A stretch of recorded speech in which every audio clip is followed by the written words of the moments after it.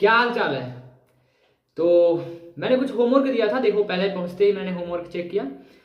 मैंने कहा था मैं कल एक बार आपसे बात करूंगा इस बारे में। तो अगर आप लोग होमवर्क में वो जो मैंने दिया था वो अगर याद कर लिए होंगे तो बहुत अच्छी बात है, तब आप मेरे अच्छे स्टूडेंट हैं। अगर अगर अगर आप नहीं भी याद किए होंगे तो भी ठीक है, मैं इसीलिए हूँ ताकि आपको याद करवा सकूँ। अगर आप नहीं याद किए हैं तो प्लीज़ यार याद कर लो एक बार, ताकि हमारा जो रिदम बना रहे जो हम पढ़ाना चाहते हैं। देखो मैंने 3 दिन आज दूसरा दिन आज पढ़ाते हुए हो गया और मैंने अभी तक कुछ याद करने के लिए दिया नहीं है, सिवाय वो 10-15 जो भी थे उनके। तो उतना तो कर ही सकते हैं यार। तो खैर आप शुरू करते हैं। आज सेकेंड डे है, इंग्लिश का सेकेंड डे है और 4 दिन के हमने टाइम टेबल बनाया था, 4 दिन का हम इंग्लिश पढ़ाएंगे। आज सेकेंड डे है। पहले दिन हमने कुछ कहानियाँ पढ़ी थी, पहले दिन तो छुट्टी थी। आज हम थोड़ा मूड में हैं और आज हम अच्छी पढ़ाई करेंगे। आज हम सोच रहे हैं कि पिछले साल जो क्वेश्चन पेपर आया था हाई स्कूल वालों का वो लगाया जाए, ठीक है। और मैं एक क्वेश्चन पेपर लेके आया भी हूँ और ये आप देख सकते हैं, ये क्वेश्चन पेपर है। तो मैं ये क्वेश्चन पेपर आपको कमेंट में लिंक आपके डाल दूंगा और वहाँ से आप क्वेश्चन पेपर का पीडीएफ डाउनलोड कर सकते हैं। तो शुरू करते हैं बिना किसी देर के। और ये मैंने ऑलरेडी लिख रखा है जो आपके क्वेश्चन पेपर हैं। सबसे पहला क्वेश्चन आपका है, read the following passage carefully and choose the correct option. और उसको वो कह रहे हैं कि बढ़िया से भैया पढ़ लो और उसके बाद हम कुछ क्वेश्चन पूछेंगे, उसके बाद तुम्हें आंसर देना होगा। तो हमने कहा चलो ठीक है भैया, हम पढ़ लेते हैं बढ़िया से और आपको पढ़ा देते हैं, ठीक है। Almost all creature care for their young once. Almost का मतलब है लगभग, ऑल का मतलब सब, आप जानते हैं। क्रिएचर्स का मतलब होता है प्राणी, मतलब उस क्रिएचर्स में सब लगभग सभी लिविंग जो जीवित प्राणी आ जाते हैं, जीवित जिनमें प्राण होता है, प्राणी कहते हैं। सॉरी मैं हिंदी में पहुंच जा रहा हूँ इंग्लिश पढ़ाते पढ़ाते, कोई बात नहीं, आप पढ़िए।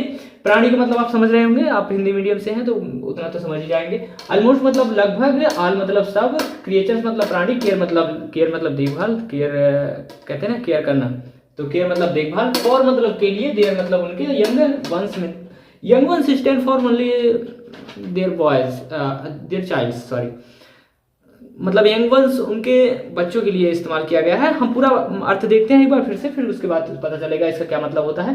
Almost all creature care for their young once. लगभग इस दुनिया में, इस संसार में जितने भी प्राणी हैं, जिनमें जीव हैं, जो बच्चे देते हैं, जो अंडे देते हैं, वो अपने बच्चों की और अपने अंडों की देखभाल करते हैं, परवाह करते हैं और उसे सुरक्षित रखते हैं, उसकी एक तरह से कह सकते हैं देखभाल करते हैं, ठीक है। देखभाल ज़्यादा बेहतर रहेगा और इसमें लिखा भी गया है केयर, तो देखभाल करते हैं। यही बताया गया है कि लगभग सभी प्राणी यहाँ पृथ्वी पर जो भी हैं वो अपने बच्चों की देखभाल करते हैं, ठीक है। पहली लाइन का मतलब ये है, आप ध्यान से सुनिएगा। ये बंदा कह रहा है कि लास्ट में ये क्वेश्चन पूछेगा, तो मैं नहीं जानता भाई, फिर ये क्वेश्चन पूछेगा तो आपको बताना पड़ेगा। आपके क्वेश्चन पेपर में ऐसे ही क्वेश्चन आएंगे, आपको पहले ध्यान से पढ़ना होगा। अगर आप उसका अर्थ नहीं भी निकाल पाते हैं लेकिन फिर भी आपको वो पढ़ना पड़ेगा, और अगर आप पढ़ेंगे तो आपको रियलाइज होगा कि हाँ देखिए, जो नीचे आपके क्वेश्चन पूछे रहेंगे वो फिर आप उससे कनेक्ट कर ले जाएंगे और फिर आप उसका आंसर बहुत आसानी से दे ले जाएंगे। कोई फर्क नहीं पड़ता कि आपको उसका आंसर निकालना, उसका अर्थ निकालना आता है या नहीं है। जैसे मैं आपको निकाल के बता रहा हूँ, अगर आपको नहीं भी निकालना आता है तो भी कोई दिक्कत नहीं है। लेकिन हाँ, अगर आप रीडिंग करना जानते हैं तो कम से कम एक बार रीडिंग कर लीजिएगा। और जहाँ तक मुझे भरोसा है यार, कुछ तो आता होगा। जैसे इसमें लिखा है ऑलमोस्ट का मतलब शायद ना आता हो, ऑल का मतलब तो आता होगा, क्रिएचर्स का मतलब नहीं आता होगा, केयर का मतलब तो आता होगा। हम लोग हमेशा टेक केयर बोलते हैं, केयर का मतलब देखभाल करना, अपनी परवाह करना, ठीक है। तो फॉर का मतलब के लिए होता है, शायद आपको नहीं आता होगा लेकिन कोई बात नहीं, आज सीख लेते हैं। फॉर का मतलब के लिए होता है। दियर का मतलब होता है THERE, अगर होता है देयर का मतलब वहां होता है। THEIR होता है तो देयर का मतलब वहां होता है, देयर का मतलब सॉरी अपना होता है।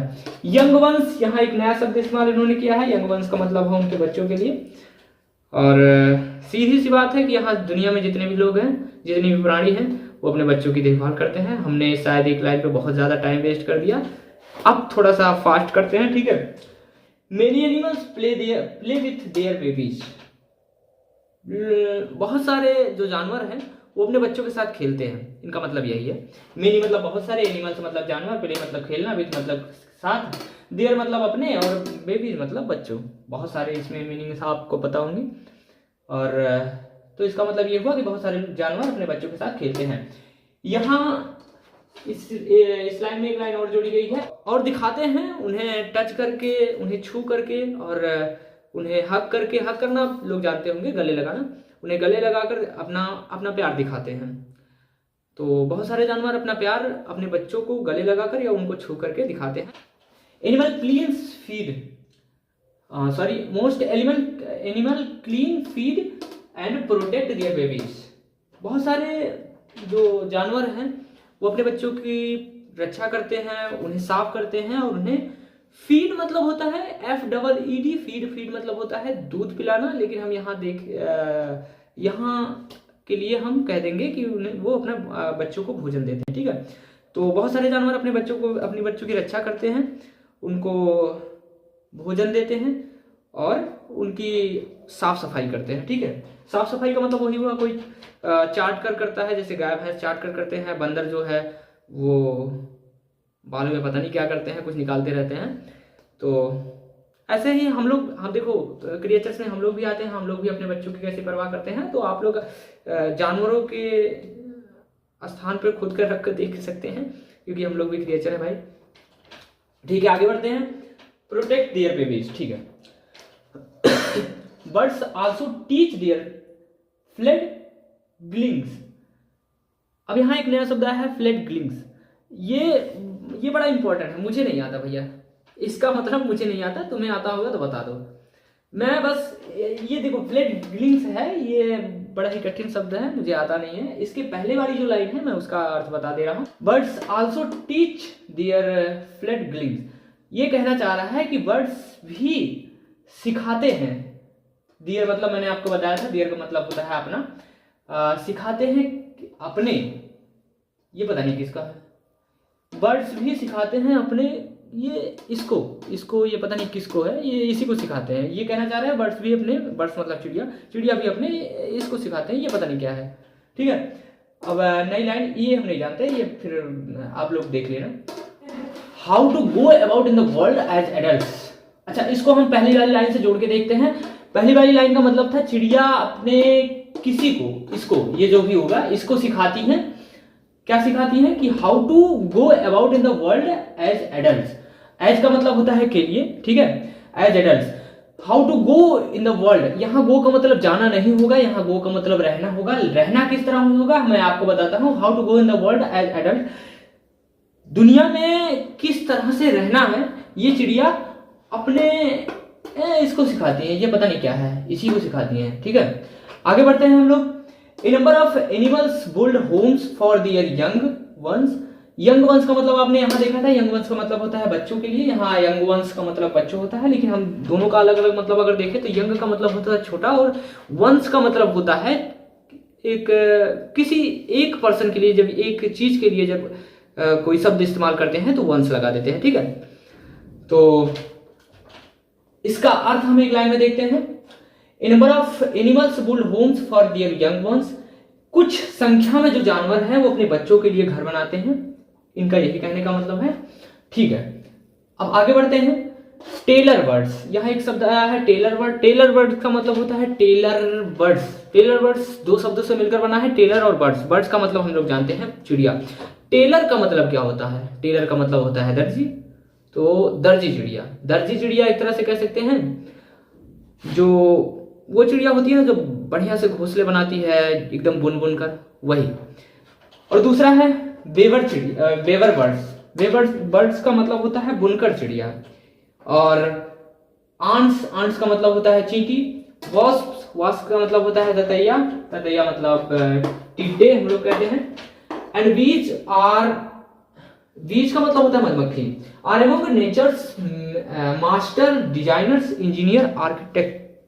क्या बात है, ये एक बंदा कहना चाह रहा है कि भैया जो चिड़िया होती है, कुछ चिड़ियाएं जैसे जिसमें ऐसे टेलर चिड़िया होती हैं, बुनकर चिड़िया होती हैं, दर्जी चिड़िया होती हैं, मधुमक्खियां होती हैं, ततैये होते हैं, ये सब एक तरह से इंजीनियर, नेचर के इंजीनियर हैं, प्रकृति के इंजीनियर हैं, दुनिया के इंजीनियर हैं। तो चलिए क्वेश्चन पूछते हैं। क्वेश्चन को पूछ रहे हैं, हमने आपको बताया था, हमने भी पढ़ा था भैया, हम नहीं जानते कि क्या क्या क्वेश्चन पूछने वाले थे। क्वेश्चन ये पूछ रहे हैं कि which of the following is not architect and engineer. वो कह रहे हैं कि जो नीचे मैंने 4 ऑप्शन दिए हैं उनमें से कौन आर्किटेक्ट और इंजीनियर नहीं है। तो हमने तो पूरी पैसेज पढ़ी है, ठीक है, हम देखते हैं। इनमें पहला ऑप्शन है टेलर बर्ड्स। टेलर बर्ड्स कह रहे हैं जो दर्जी चिड़िया है, दर्जी चिड़िया तो उन्होंने बताया था, तो ये तो नहीं लग सकता, ठीक। वेबर बर्ड्स, वेबर बर्ड्स मतलब बुनकर चिड़िया, उन्होंने बुनकर चिड़िया का भी नाम लिया था, यहाँ पर बुनकर चिड़िया का नाम लिया था, अगर आपको दिख रहा हो तो वेबर बर्ड्स, ठीक है, वेबर बर्ड्स भी उन्होंने बताया था। गॉड्स यहाँ घुस के आ गया है, गॉड्स नहीं होगा। आंट्स भी उन्होंने बताया था कि आंट्स भी आर्किटेक्ट और इंजीनियर है, ठीक है। तो यहाँ गॉड्स मतलब बकरी, बकरी एक इंजीनियर नहीं है, ठीक है, तो ये ऑप्शन सही रहेगा। और हम सेकंड क्वेश्चन देखते हैं। सेकंड क्वेश्चन मुझे लगता है लिखने की जरूरत नहीं है, मैं ऐसे ही बोल देता हूँ, आप लोग सुन लीजिए। सेकंड क्वेश्चन है how do animals show their love and there young once. Second question में उन्होंने पूछा है कि जो एनिमल्स हैं वो अपने बच्चों को प्यार कैसे दिखाते हैं, अपना प्यार उनके बच्चों के लिए वो कैसे दिखाते हैं, ठीक है। तो यहाँ हम पढ़े थे कि many animals play with their babies. मैंने इसलिए नहीं मिटाया क्योंकि अगर मैं मिटा के लिखता तो आपको ये नहीं बता पाता, और मेरे पास एक ही ब्लैक बोर्ड है, ठीक है, तो मैं बता रहा हूँ animal play with their babies. अच्छा, यहाँ तक तो कोई मतलब नहीं है इसके क्वेश्चन का। क्वेश्चन में पूछा गया है कि जो एनिमल्स हैं वो अपने बच्चों से प्यार कैसे दिखाते हैं, ठीक है। So their love by touching and hugging them. Hug करना मतलब वही होता है गले लगाना, टच करना मतलब छूना, वो गले लगाकर और उनको टच करके प्यार दिखाते हैं। तो इन्होंने ऑप्शन दिया है कि इसमें से कौन है, तो इन्होंने कहा है कि जो जानवर हैं अपने बच्चों को प्यार दिखाते हैं गाकर। पहला ऑप्शन गाकर दिखाया है, जो बहुत ही गलत है। कोई गा के कैसे, और वो भी जानवर कैसे अपने बच्चों से प्यार कर सकते हैं गा के। दूसरा है bye touching and hugging them, हम जानते हैं कि यही ऑप्शन सही है। तीसरा ऑप्शन है एंजॉइंग, मतलब मजे करके। बेशक मजे करके भी वो प्यार दिखा सकते हैं, लेकिन वो खेलना हो जाएगा, वो प्यार दिखाने का स्पेसिफिक रूल नहीं होगा, ठीक है। जो ऑप्शन सही है वो यही है, bye touching and hugging them. अब थर्ड क्वेश्चन पे चलते हैं। थर्ड क्वेश्चन ये पूछ रहे हैं which word mean baby bird. इन्होंने कहा है कि जो चिड़िया के बच्चों को क्या कहा जाता है। इन्होंने कहा है चिड़िया अपने बच्चों को क्या कहती है, सॉरी ये नहीं होगा। तो इन्होंने कहा है कि चिड़िया के बच्चों को क्या कहा जाता है, चिड़िया के बच्चों को क्या कहा जाता है। हम पूरा पैसेज पढ़ते हैं, पैसेज पढ़ने के बाद हमें पता चलेगा कि चिड़िया के बच्चों को क्या कहा जाता है। Many animals play with their babies and show their love by touching and hugging them and some of animals most animals clean feed and protect their babies. अभी तक यहाँ बर्ड्स नहीं आया था तो हम इस चीज को इग्नोर कर देते हैं। यहाँ से वर्ड स्टार्ट होता है। Birds also teach their flat greens. मैंने कहा था इसका मतलब मुझे नहीं पता है। बर्ड्स अपने किसी को सिखाती है, वो किसी को सिखाती है, इन्होंने ये बताया है। ये इसका मतलब हमें नहीं पता है, आपको भी नहीं पता होगा। लेकिन अब ये बंदा पूछ रहा है कि बेबी बर्ड्स को क्या कहते हैं। सब अपने बच्चों को सिखा रहे हैं, तो चिड़िया भी तो अपने बच्चों को सिखाएगी। अब हम इसका मतलब निकाल लेंगे कि भैया फ्लैट ग्लिंग्स का मतलब होता है बेबी बर्ड्स, ठीक है। जब हमारे पास किसी का अर्थ ना मिले स्पेसिफिक रूप से, जिसका पूछा गया हो, जिसको क्वेश्चन में पूछा गया है भैया इसका मीनिंग बता दो, तुम्हें नहीं पता है, तो उस चीज की उस पैसेज में उस मीनिंग, उस वर्ड को पहले ढूंढो, उसके आसपास के जो लाइनें हैं उसको कम से कम 1, 2, 3 बार पढ़ो जब तक आना जाए कि इसका मतलब क्या है। आपको डेफिनेटली आ जाएगा। मुझे फ्लैट ग्लिंग्स का नहीं पता था। Birds also teach their fledglings. बर्ड्स अपने किसी को सिखाती है। मैंने क्वेश्चन में देखा कि चिड़िया के बच्चों को क्या कहा जाता है, सब अपने बच्चों को सिखा रहे थे, तो बड़ी चिड़िया अपने किसी को क्यों सिखाएगी, वो भी अपने बच्चों को सिखाएगी। तो इसका मतलब हमें फ्लैट ग्लिंग्स का मतलब हमें पता चल गया है, जिसका मतलब होता है चिड़िया के बच्चे, ठीक है। इसमें पूछा गया है कि बेबी बर्ड्स को क्या कहते हैं, तो चिड़िया के बच्चे कहा जाता है। इस तरह से हमारा एक क्वेश्चन खत्म हुआ। हम 3 क्वेश्चन ऑलरेडी कर चुके हैं जो हमने पैसेज की मदद से किया है। अब हमारे पास चौथा, 5वां, 6वां, 7वां और 8वां ये क्वेश्चन 4 इन्होंने बताया है कि ये ऑप्शनल क्वेश्चन है, वैकल्पिक क्वेश्चन है। और इसमें विकल्प छांटने हैं, जैसे हमने पहले तीनों में किया था वो भी विकल्प ही था, लेकिन वो पैसेज की मदद से था। और ये हमें अपने ज्ञान का प्रदर्शन करना होगा, इसमें कोई पैसेज की सहायता नहीं मिलेगी, ठीक है। उसमें पैसेज से ढूंढ के लिखते थे, लेकिन ये चारों पांचों जो भी है इसमें पैसेज की मदद नहीं मिलेगी, ये हमें अपने आप से अपने ज्ञान से लिखना होगा, अगर आपके पास ज्ञान है तो। अगर आपके पास ज्ञान नहीं है तो मैं हूं, ठीक है। मैं आपको समझाऊंगा कि कैसे लिखा जाता है, ठीक है। Every boy and every girl in the class today, हमने पहला क्वेश्चन स्टार्ट कर दिया जो कि चौथा नंबर का है, ठीक है। तो चौथे क्वेश्चन में पूछा गया है कि every boy and every girl dot field लगाया है इन द क्लास टुडे, प्रत्येक लड़का और प्रत्येक लड़की, फिर बीच में पता नहीं क्या दिया है कि इसमें कुछ भरना है। In the class today, class में have present, had present, are present, is present. ये कहना चाह रहा है कि प्रत्येक लड़का और प्रत्येक लड़की क्लास में उपस्थित थे, हैं, हुए, चुके, जो भी भरना चाहो भर सकते हो, लेकिन इस every boy and every girl को देखते हुए भरना है ताकि गलत ना हो जाए। अब जैसे हम लोग हिंदी में देखते हैं कि एक लड़का जा रहे थे, ये तो गलत हो गया ना।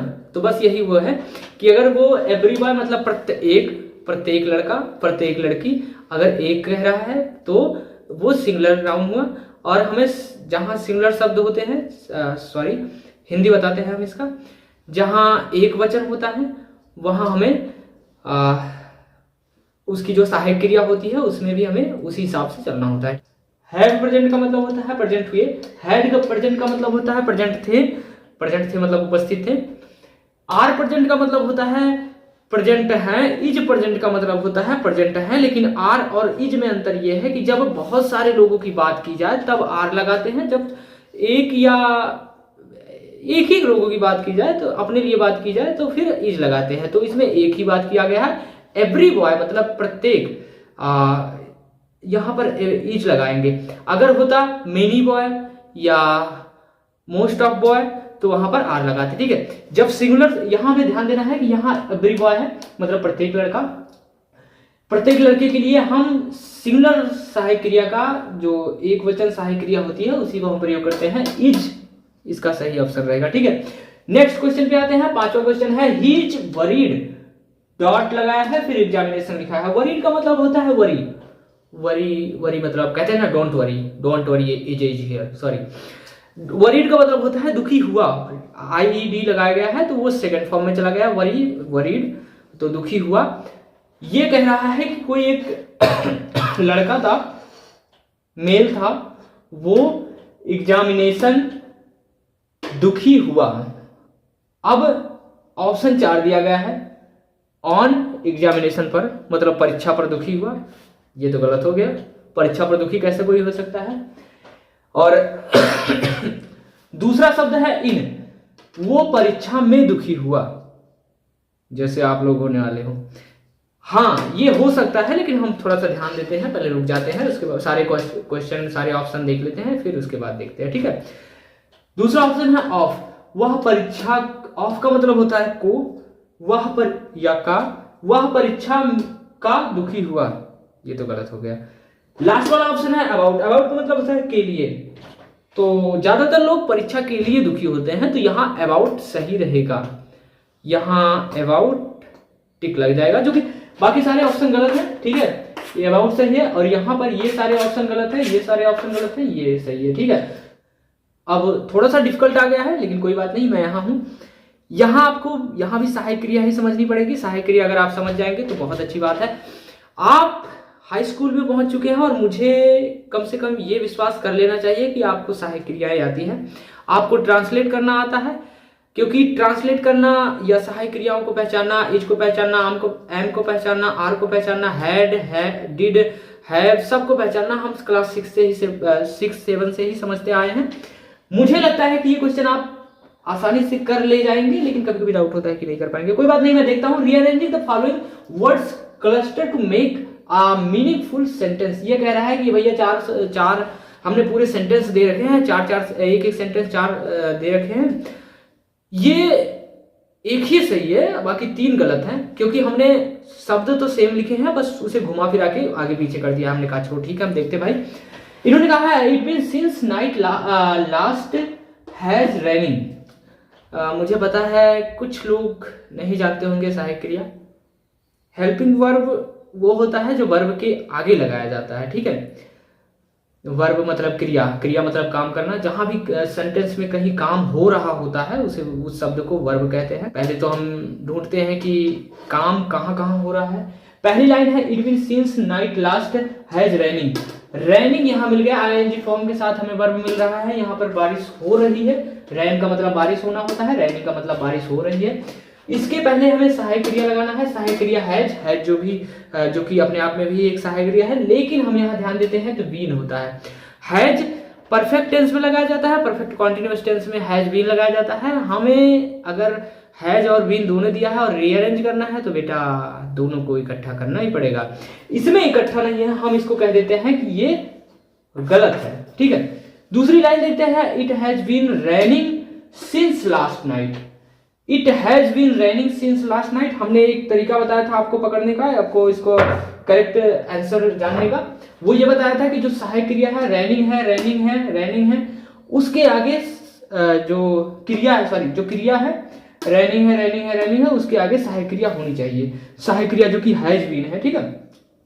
इसका मतलब है it has been raining since last night, ठीक। इट हैज बीन सिंस, अच्छा इसको हम छोड़ देते हैं और सेकेंड और थर्ड वाले देखते हैं। नाइट हैज बीन, ये नाइट से स्टार्ट हुआ है। मुझे लगता है बहुत ही कम वर्ड, मतलब बहुत ही कम सेंटेंस होंगे जो नाइट से स्टार्ट होंगे, तो पहले ही गलत कर दिया है।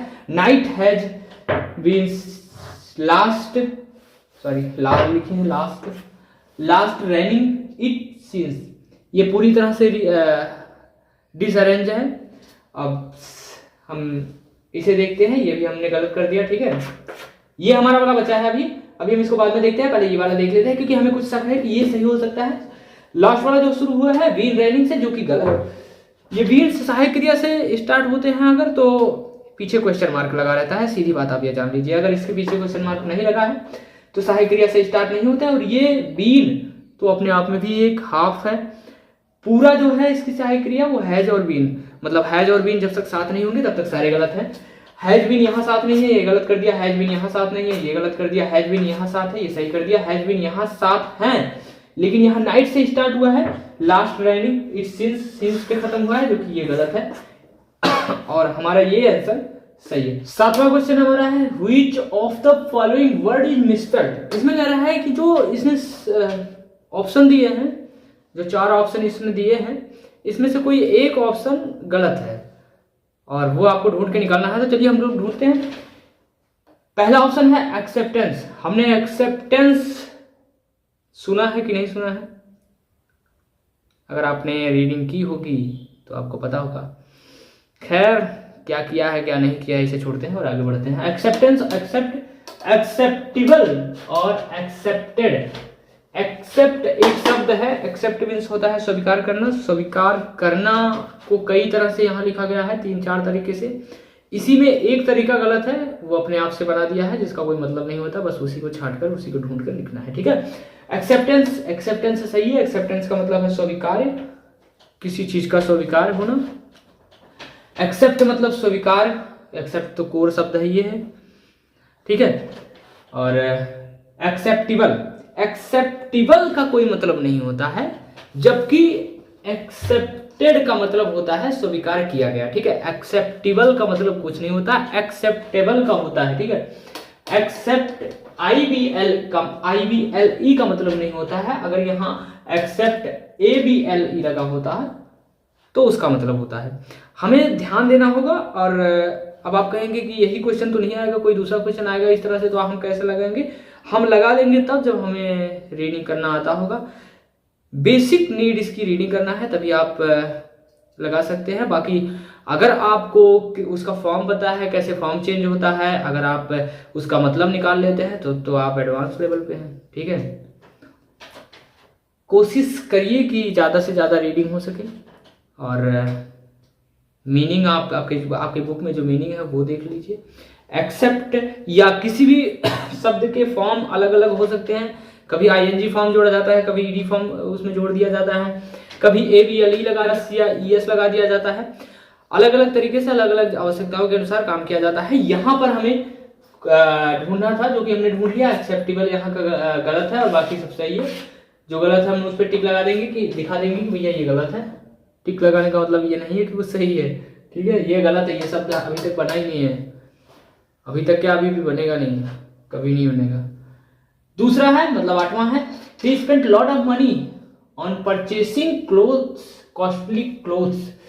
कोई एक लड़का था, कोई एक मेल था, ही का मतलब मेल होता है तो मेल कह रहे हैं। कोई एक लड़का था जिसने बहुत ज्यादा पैसे खर्च किए।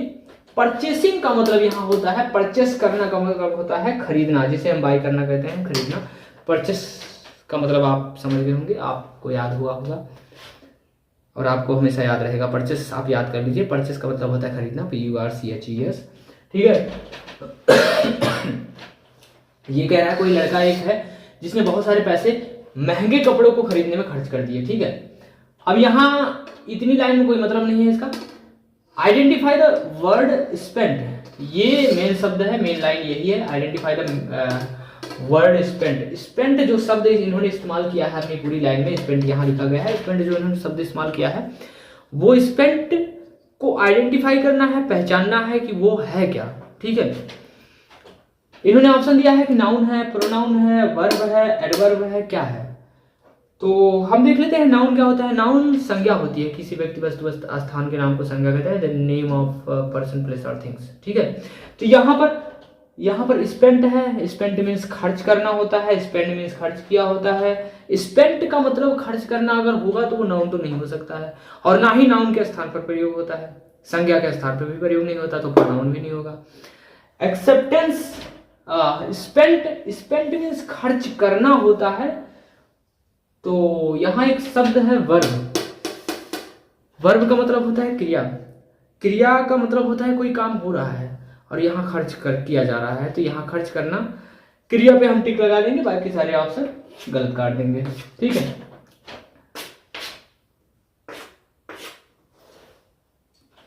तो इस तरह से हमने प्रोज के जो क्वेश्चंस थे वो हमने कंप्लीट कर लिए हैं। अब पोइट्री की है। मुझे लगता है वीडियो काफ़ी लंबी हो रही है, तो यहीं रोकते हैं। लेकिन PYQ इतना बड़ा है कि अब क्या ही बताएं, इतना डीपली, इतना अगर डिटेल में ना पढ़ाएंगे तो आप लोगों को समझ भी नहीं आएगा, और ज़्यादा डिटेल में चले जाते हैं जैसे आज, तो आप लोग बोर हो जाते हैं। कोई बात नहीं, आज हम क्लास खत्म करते हैं, लेकिन एक चीज़ और सीख लेते हैं, उसके बाद खत्म करते हैं, ठीक है। हम सीखते हैं एप्लीकेशन सीख लेते हैं, उसके बाद हम खत्म कर देंगे। एप्लीकेशन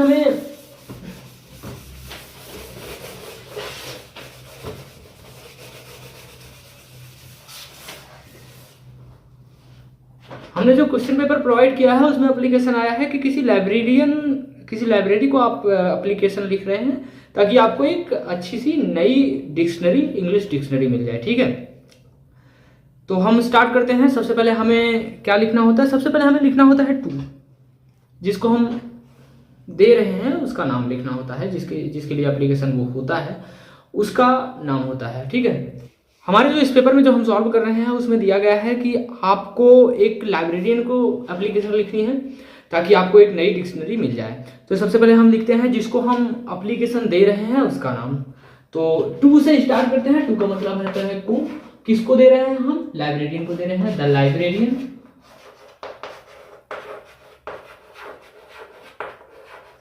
हम लाइब्रेरियन को दे रहे हैं।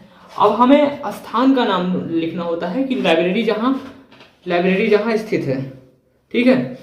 लाइब्रेरी कहाँ स्थित है? हमने क्वेश्चन में पढ़ा है लाइब्रेरी प्रयागराज में स्थित है।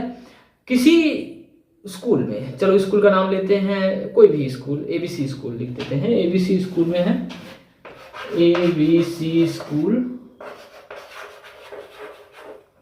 प्रयागराज, ये हमने लिख दिया। एप्लीकेशन लिखने का, देखो सबसे बड़ी बात मैं जो बताना चाहता हूँ कि एप्लीकेशन लिखने का जो आएगा वो यही नहीं आएगा, कुछ भी आएगा। आपको स्टार्ट करना है टू से, TO लिखना है, फिर जिसको देना है, जैसे आप स्कूल में किसी को दे रहे हैं तो प्रिंसिपल, टू द प्रिंसिपल। अगर आप किसी ऊंचे स्तर पर किसी बड़े अधिकारी को दे रहे हैं तो उस अधिकारी का पदनाम, और इसके बाद हमें तुरंत लिख देना है कि हम किस लिए मांग रहे हैं, किस लिए ये एप्लीकेशन लिख रहे हैं। क्योंकि देखो जो एप्लीकेशन पढ़ते हैं उनके पास उतना टाइम होता नहीं है कि बहुत सारी एप्लीकेशन अगर उनके पास है तो उतना टाइम होता नहीं है, या आपका ही एप्लीकेशन है तो वो उतना फालतू का पढ़ना नहीं चाहेंगे, आपके इमोशंस को नहीं देखना चाहेंगे। वो चाहेंगे कि आपने एप्लीकेशन लिखा क्यों है। आपको सब्जेक्ट लिखना होता है, और सब्जेक्ट में आप क्या लिखेंगे, सीधा सीधा आप लिख देंगे जो आपको चाहिए होगा। फॉर परचेसिंग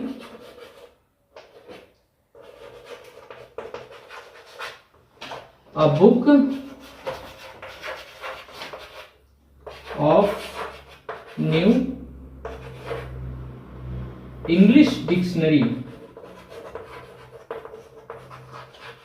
ठीक है, सब्जेक्ट में कोई बहुत बड़ी लाइन नहीं लिखनी चाहिए, इस चीज से बचनी चाहिए कि हम बहुत बड़ी लाइन लिख देंगे। सब्जेक्ट में कम से कम शब्दों में लिख देना चाहिए, जैसे 1-2 लाइन में। जैसे आप किसी प्रिंसिपल को छुट्टी के लिए लिख रहे हैं तो साफ साफ उसे कह दीजिए भैया हमें छुट्टी दे दीजिए, भैया मत कहना, उससे कह दीजिए सर हमें छुट्टी दे दीजिए, बस इतना ही लिखना होता है सब्जेक्ट में, बस यही लिखना होता है। अगर आपको बहुत ज्यादा रोना है तो उसके बाद रिस्पेक्टफुल्ली लगा के या रिस्पेक्टेड सर या मैडम कह के आप लिख सकते हैं, रिस्पेक्टेड सर कहते हैं। चलो हमने लाइब्रेरियन को दिया है तो मान लेते हैं कि यहाँ एक मेल कैंडिडेट है, रिस्पेक्टेड सर कहते हैं। ठीक है, ओके।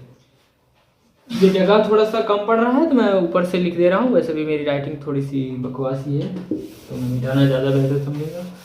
खैर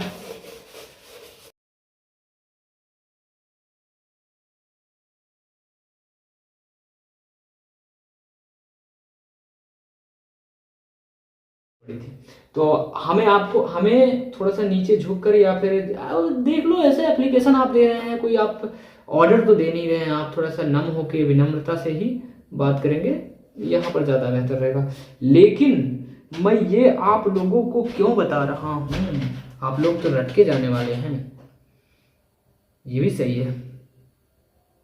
ठीक है, रट लेना, यहाँ सीख लो कैसे लिखना है। मैं कोशिश करूंगा कि अगर आप रटे नहीं रहेंगे या फिर कोई, देखो सारी चीजें तो आप रट नहीं सकते। एप्लीकेशन लिखने का तरीका आपको पता हो सकता है, एप्लीकेशन लिखने का तरीका पता हो सकता है, लेकिन अगर एप्लीकेशन दूसरी तरीके से आ गया, दूसरे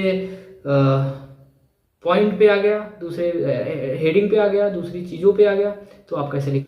ठीक है, तो हमें ध्यान ये देना है कि हमें एप्लीकेशन लिखने का तरीका हम रट सकते हैं, एप्लीकेशन भी 1-2 जो ही चाहे लिख सकते हैं। एप्लीकेशन रटने से क्या फायदा होगा ना, टू और ये जो ऊपर की जो हमने लाइनें पहले लिखाई थी वो सारी रटी रटाई आएंगी, हमें सिर्फ चेंज कर देना है कि हमें किसको देना है। ठीक है, क्वेश्चन पढ़ के ध्यान से पढ़ना, जो क्वेश्चन लिखा रहेगा कि किसको देना है, कैसे पूछना है, क्या मांगना है, ये सारी चीजें आप उसमें ध्यान से देख के पढ़ सकते हैं।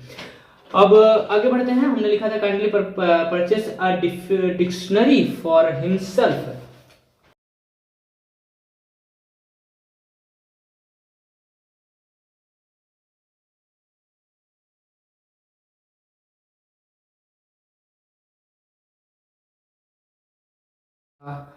जैसे हिंदी में लिखते हैं ना आपका कृतज्ञ, वैसे आपका कृतज्ञ या योर स्टूडेंट, जैसे अगर आप प्रिंसिपल को दे रहे हैं तो योर स्टूडेंट लिखना पड़ेगा। इसी प्रकार योर ओबिडेंटली या योर स्टूडेंट लिखने के बाद अपना नाम लिखना होगा, क्लास लिखनी होगी, या फिर अगर आप बहुत दूर किसी संस्था पे एप्लीकेशन भेज रहे हैं तो आप नाम लिखेंगे और अपना मोबाइल नंबर, ईमेल आईडी जो भी आप उसमें ऐड करना चाहें वो लिख सकते हैं। And this is the your application. I think it is, ये बहुत लंबी क्लास चल गई आज की, जिसके लिए सॉरी। और कल हम लोग पोइट्री के लिए पढ़ेंगे। पोइट्री में सेम टू सेम यही रहेगा, जो पैसेज आज हमने प्रोज के लिए पढ़े वही पोइट्री के लिए कल हम पढ़ेंगे। और हम कोशिश करेंगे कि थोड़ा जल्दी पढ़ेंगे, क्योंकि आज पहला दिन था, आज थोड़ा सा समझाने में टाइम लग गया। कल हम थोड़ा जल्दी करेंगे और क्लास खत्म हो गई।